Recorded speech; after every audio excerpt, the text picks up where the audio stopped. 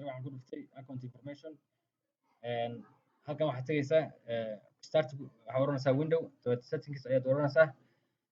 dabeed waxaad sii dooranaysaa accounts waxaa kasii dooranaysaa user information dabeed account-kii informationkiisa ayaa kusoo baxaya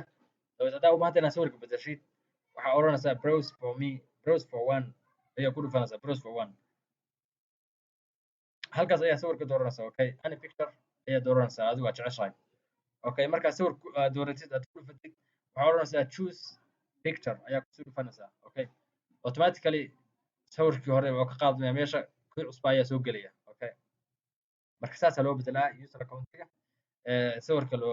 looga qaadaa sawir adigu leedahay ama doqaagana loo soo saartaa